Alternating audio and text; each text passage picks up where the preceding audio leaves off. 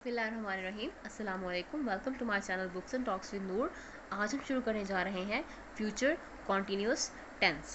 Future continuous tense में हम सबसे पहले इसकी पहचान देखेंगे। तो पहचान में हमारे पास है कि इसके जुमलों के आखिर में क्या आता है, रहा होगा, रही होगी और रहे होंगे वगैरह वगैरह इसके जुमलों के आखिर में आता है। अब हम देखते हैं इसमें कौन सी वर्ब किस तरीके की यूज़ होती है। तो इसमें आईएनजी वाली फॉर्म ऑफ वर्ब यूज़ होती है, जिसे हम फोर्थ फॉर्म ऑफ वर्ब भी कहते हैं, ठीक है। और उसके अलावा जो है हम इसको क्या कहते हैं, प्रेजेंट पार्टिसिपल।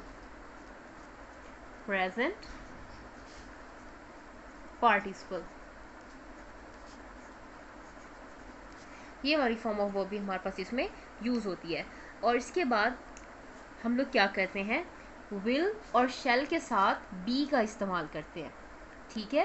विल और शैल, क्योंकि फ्यूचर टेंस में आपको पता है कि हमारे पास विल और शैल का यूज़ होता है। तो अब क्या करेंगे कि विल और शैल के साथ हम लोग बी का यूज़ करेंगे कॉन्टिन्यूस टेंस में, शैल बी और विल बी।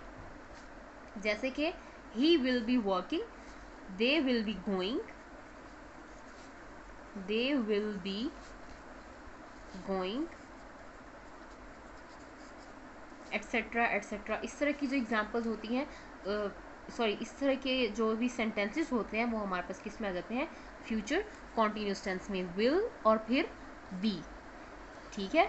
और आपको ये रूल भी पता होगा कि आई और वी के साथ शैल का यूज़ करेंगे हम, और बाकी जितने भी प्रोनाउंस हैं, ही, शी, इट, दे, यू या फिर जितने भी हैं, वो सब के साथ हमारे पास क्या लगेगा, विल यूज़ होगा। Like you will be going, they will be going, I shall be going, ठीक है। आई के साथ शैल का यूज़ हो जाएगा।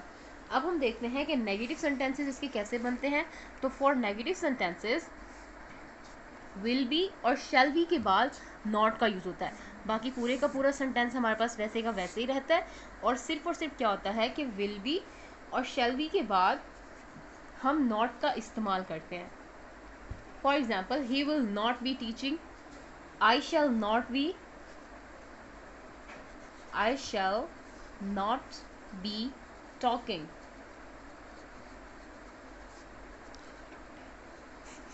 ठीक है। अब देखें, he will not be teaching, I shall not be talking.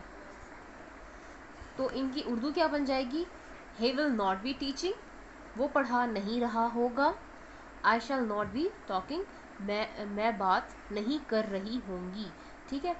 Will not be और शैल नॉट बी, ठीक है। नॉर्मली सेंटेंसेस बिल्कुल वैसे की वैसे ही है, विल बी और शैल बी के बाद नॉट।